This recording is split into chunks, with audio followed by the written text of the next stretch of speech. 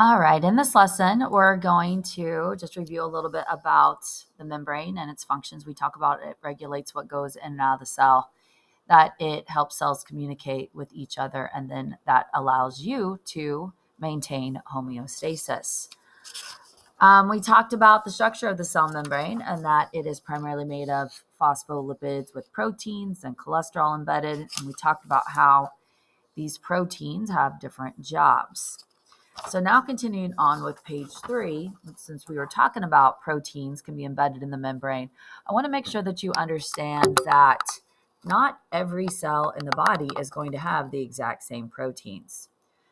Now, I had shown you guys when we talked about white blood cells will find foreign particles in the body and engulf them and digest them. Let's see if we can get this to play where I want it to play here. So we've got a white blood cell here, and this white blood cell is moving around. These are red blood cells from the individual. And if you notice right here, there are some different looking cells. If you notice, they're just hanging out with these red blood cells. These red blood cells aren't doing anything to those cells. But when that white blood cell touches those cells, something happens. It takes in those cells and it can then destroy them. So why did the white blood cell do that, but our red blood cells didn't? And that's just simply because cells have different proteins on their surface to help them do different jobs. So a white blood cell, let's indicate this is a white blood cell, is going to have receptor proteins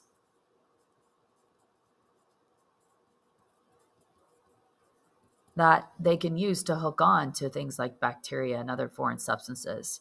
So those proteins help that cell do its job. Now, this other cell in the body that is genetically identical, because it doesn't matter which cell I get from you, it's going to have your DNA. So all of your cells are genetically identical. Let's indicate that. But they're going to turn on and turn off different genes and make different proteins. And so that's how they can look different and have different tasks. Okay. So even though that this cell right here does have a gene that would code for that protein, they have that gene off. Instead, they make other proteins because they turn on other genes that this white blood cell keeps off. So they're going to turn on genes to make these proteins so that they can respond to help you maintain homeostasis when you need more or less glucose in your system. Okay. So it talks about down here that cells have different proteins, and those different proteins help them do different jobs. But once again, even though those cells look different, if they both came from you, they are genetically identical. They have the same genes in them, but some cells will turn on certain genes and turn off others, whereas other cells in the body will turn some of those on that this one has off, and vice versa. All right, we also talked about that how your cell membrane and what happens there can help you maintain homeostasis. There's lots of things that you have to keep constant, like the amount of water in your body, the pH, the amount of light that comes in and enters your eye, the amount of glucose, your blood pressure, the amount of vitamins that you have. All those things have to be maintained. And if you have to keep constant levels of something, then those levels are maintained by what we call negative feedback. Negative feedback is how you maintain homeostasis. And basically, in negative feedback, the end result, the result will feed back and will take away the stimulus, shutting down this process. So for example, let's say your blood glucose levels rise. That's the signal for you to release your insulin, and then your cells can respond, and that takes your blood glucose levels down. Well, this is the result. So now that our blood glucose levels are down, then this stimulus is gone. We don't have high glucose blood levels anymore. So then the insulin release, that shuts down. Our cells are no longer responding in that way. Okay, so when the end product the end result feeds back and eliminates that initial signal that started this response, we say that this is negative feedback, okay? All right, let's talk about function number 1 of the membrane. We said that the membrane regulates what can go through the membrane. Some things can move through it, and some things can't. It's semi-permeable. We're going to talk about why it can do that, because it doesn't have a brain. It doesn't think. So there has to be a reason why some things can get through the membrane and some things can't. Now, we have to remember something that we learned in Unit 2, that like dissolves like. Nonpolar molecules will interact with nonpolar molecules. Remember, nonpolar molecules have no charge on them. So if we see a molecule and it looks like this is CH4. So I'm just going to draw CH carbon with 4 hydrogens in it. There is no charges anywhere around that molecule. We don't have any part that's more positive, any part that's more negative. That's what we mean by a nonpolar molecule. There are no polar charges, no poles. And so nonpolar molecules will interact with other uncharged nonpolar molecules. Polar molecules will interact with other polar molecules or with ions, because polar molecules have a partial charge. So they're going to interact with anything that also has a charge to it. So we talked about water is a polar molecule. And when we draw polar molecules, we show that some parts of these molecules have more of a positive charge to them, whereas another side or another part might have more of a negative charge to it, like we saw in water. Hydrogen fluoride. This hydrogen gets a little more of a positive charge on it. The fluoride atom gets more of a negative charge. So when we see partial charges, we have polar molecules, okay? So these will interact with one another. This positive part will be attracted to that negative fluoride ion, okay? So polar will interact with polar, but also remember that ions have full charges. So their molecules are atoms with full charges. Like Na is an atom, and it has a +1 charge. Chlorine has a -1 charge. And when we get water molecules near it, since they have that partial charge here that's partially negative, they're attracted to that ion that has a partial charge, okay? So we need to remember that polar molecules will interact with other molecules that have partial charges and are polar, and other molecules that are ions that have full charges on them. All right, now keeping those things in mind, okay? If you look down here at this cell membrane, you can see that it looks like really the hardest part to get through the membrane, to cross it, is in those nonpolar tails. Those nonpolar tails are the barrier to molecules. Some things can go through those nonpolar tails and other things can't. And that's why some things can get through the membrane and other things can't, okay? Now, to remember the characteristics of organisms that can get through the membrane, I want you to think of this example. So imagine if someone knocks on my door and they want in. They want to come into the school. Who am I going to open the door and just say, yeah, sure, come right on across, come right into the cell? Well, one, if a person is really, really large, I'm probably going to be pretty intimidated, and I'm not going to just let this person in my school because I would not be able to handle them if they came in, right? So if you're a large molecule, you can't just easily cross here through the phospholipids. If you're really big, you can't get through. You won't be able to squeeze through. If you are a person like this that looks kind of charged up, so this is Charles Manson. He's in prison. He was the leader of a cult. He has a lot of history here. He looks like he's kind of charged up, upset, maybe unstable. I'm not going to let anything that is charged up or any person that's charged up into the building, okay? And then this person right here might be a perfectly wonderful, nice, kind person. But to me, this person doesn't scream teacher, okay?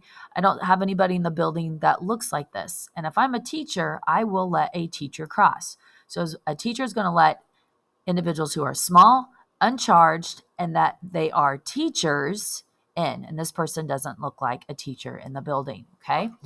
So let's talk about in our notes what that means in relation to the membrane.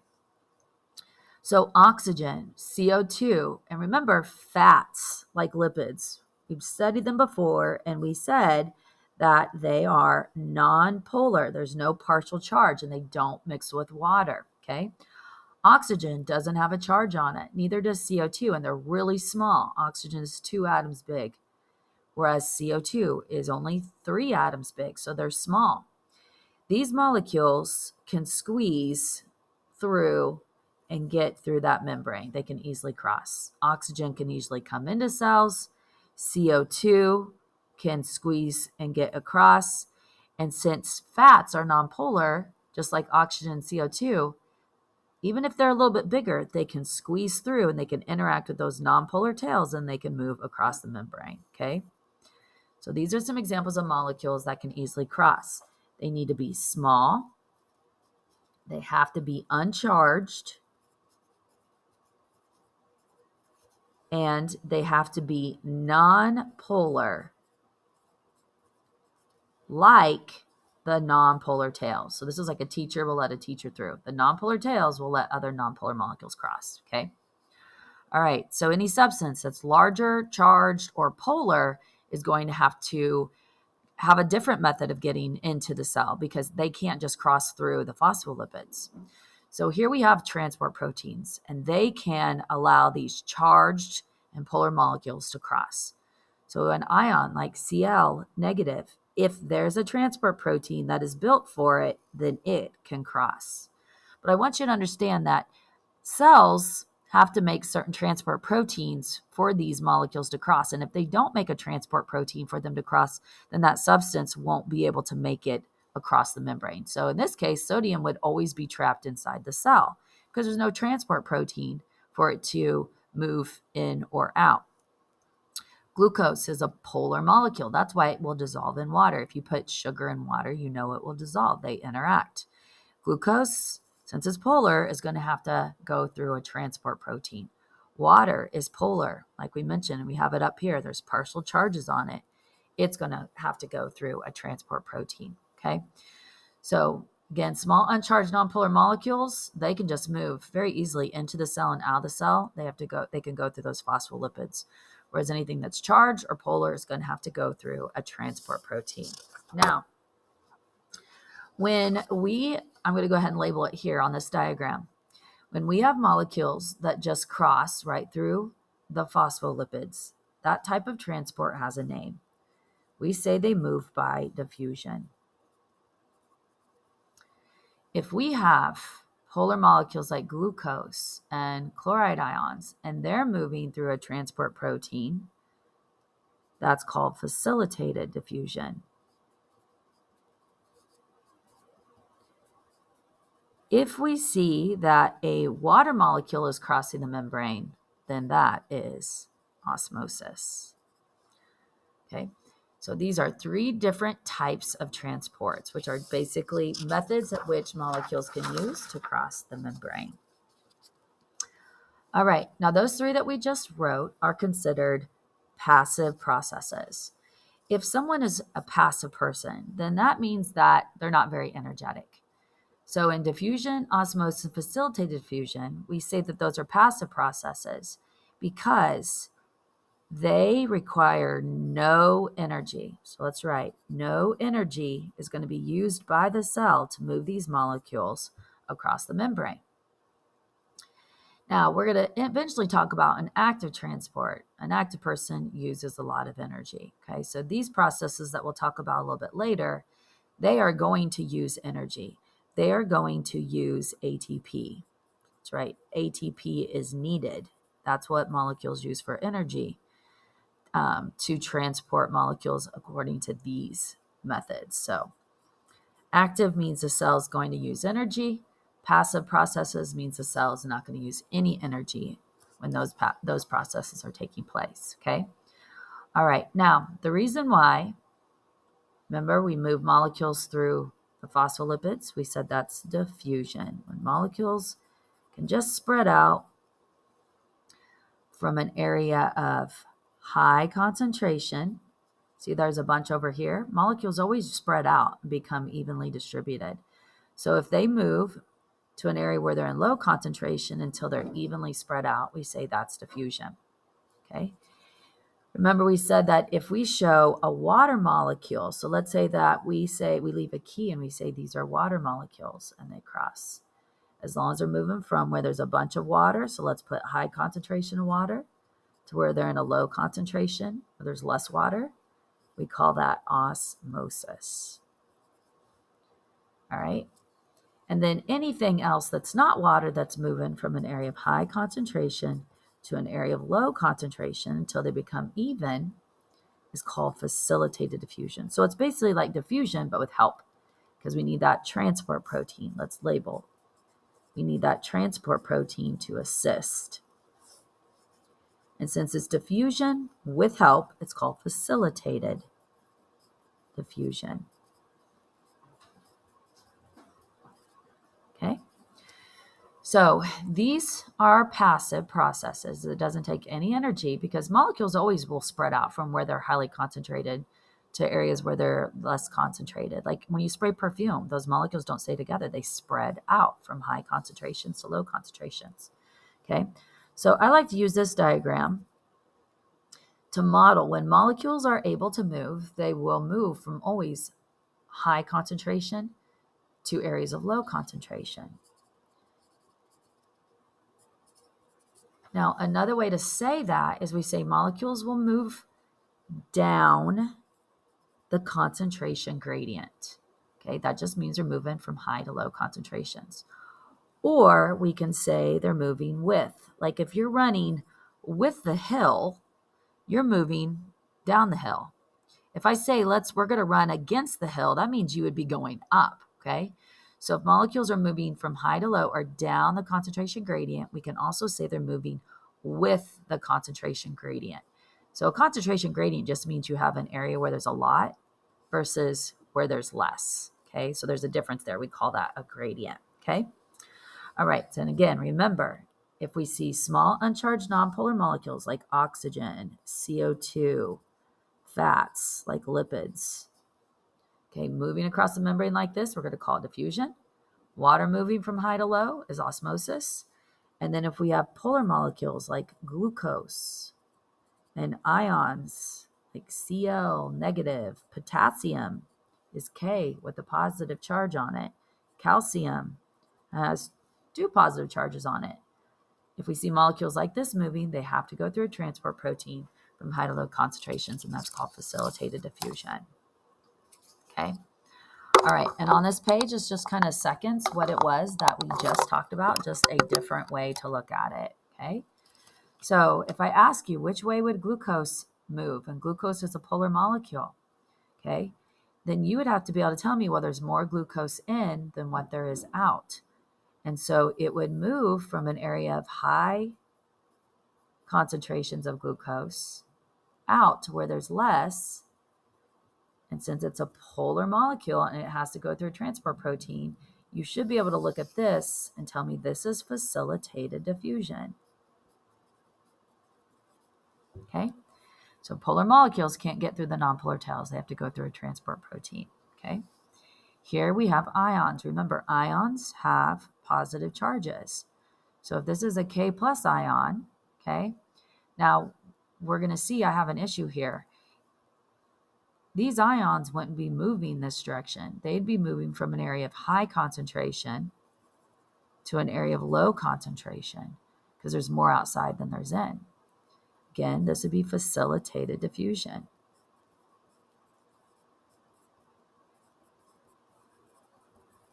Same here.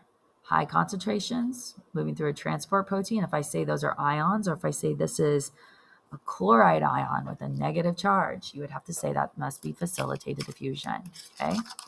If we just see molecules crossing, that's diffusion, and you should be able to tell me why they can cross, because those nonpolar tails will let other small nonpolar molecules cross. Nonpolar will interact with these nonpolar molecules.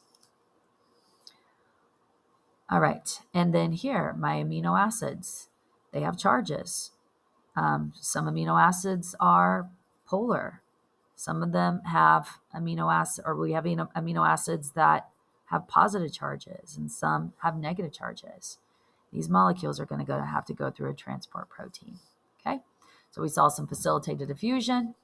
This is regular diffusion. The movement of water out would be osmosis. Make sure your water is moving from an area of high concentration of water. Moving, some would move out until you get a low concentration, or from an area where they're in low concentration until they become even, until we get, like 3 on this side and more like 3 on this side. Okay, so they move until they become even. And that is what we mean when we say that they are evenly distributed. So we have these water molecules are moving from high concentrations. So let's put an H this way to where there's a low concentration until they become even. So then if some cross, they're still going to continue to cross, but if some cross this way, then there's more over here. They'll bump into each other and send more back this way, okay? So molecules will move until they're evenly distributed. And when that has happened, we say they have reached equilibrium. Molecules will still move from one solution to another, but if some move here, then some more are going to move back over here, okay? All right, let's take a look at this last type of problem here, and then we can work on some practice problems. All right, so this question's showing you I've got a solution, and I must have glucose and fructose dissolved in water, and it looks like I have a membrane that separates them. It says that the membrane is permeable to fructose. That means fructose can go through, okay? Now, one thing that once I read this, that makes me note, and I like to put boxes around and lock in the glucose because they can't move. So if I'm supposed to figure out what's going to be the amount or the concentration of glucose in this solution and in this solution, after these molecules have been allowed to move, well, glucose can't move. So we're going to end up with just still 1, and this means moles per liter. It's a concentration of glucose on this side, and we're still going to have 0.8 over here because glucose can't cross that membrane, but fructose can't. All right, so use arrows to indicate the direction of the net movement of molecules.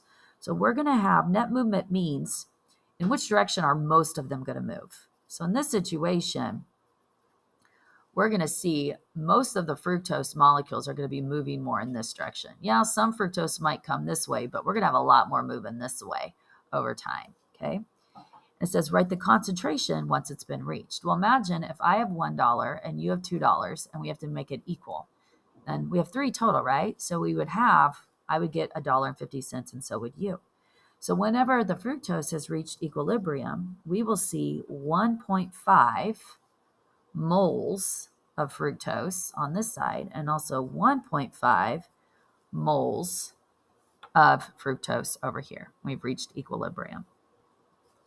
All right, so here is a cell, and it looks like it has, it says that we have 6% of the solution inside is glucose. Now, that means that 94% is water. Let's make sure that you understand. In a solution, we have 2 things. We have the solvent. So let's label that's the solvent. Water is going to do the dissolving.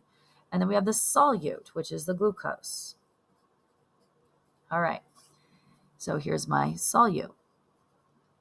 Now, it says that the plant was placed in a 3% glucose concentration. So we have 3% of the solution outside is glucose. And again, it's a solute. Use an arrow to indicate the direction of the net movement of glucose. Okay, so we're going to assume that glucose can move since it didn't tell us it couldn't. Glucose is going to move from an area of high concentration. So 6 is higher than 3. So some of that glucose is going to move out until equilibrium has been reached. It says determine the concentration of water inside the cell once the glucose has reached equilibrium. Okay, so if some glucose moves out, so it looks like we have total 9% is glucose, right? So when it's reached equilibrium, inside it will now be 4.5. Because if we have 9 total, 9%, and we split it, so outside we're going to get a 4.5% solution. Because now my glucose is equal, because some will move out from an area of high to an area of low concentration. Then my new water percent is not going to be, we're not going to be at 94 anymore. We're going to have to do some math, okay? So each solution should add up to 100%. So if 100%, if both of these should add up to 100%, let's take away. Now we have 4.5% is glucose. Okay, so let's do our math here. 0.5, I have to borrow, this is 9. So it looks like I would end up with 95.5% will now be the water concentration inside the cell. I'm going to put it right here. So now that cell will be 95.5% water. Okay. Molecules move until they reach equilibrium, and the outside solution will be 95.5% water as well. All right, determine the percent concentration of solutes in solution A. All right, now when we draw solutions, it's very handy if you draw 10. Because when I look right here, I got my water molecules, so I can tell those are water. 1, 2, 3, 4, 5, 6, 7, 8. 8 out of 10 is water. That means that this side is 80% water, because if you do 8 divided by 10 and multiply by 100, that's 80%. 80% is water molecules, and it looks like 20% is solutes. These are the solutes. Over here, 1, 2, 3, 4. 40% is water. 1, 2, 3, 4, 5, 6. So let's put 60% is solutes. So it says determine the percent concentration of solutes in solution A. We figured that out. It's 20% solutes. Determine the concentration on side B once equilibrium has been reached. And we need to fix this. It needs to be the concentration of solutes, because I can also give a concentration of water. So we have to be very specific about what concentration we want someone to report here. Okay. So if it's 60% solutes here and 20 here, that's 80. Once some of our solutes have left until it becomes equal on both sides, that means that this solution is going to end up with 40% solutes over here and 40% solutes over here. So that would be my answer, because molecules are going to move until they become equal.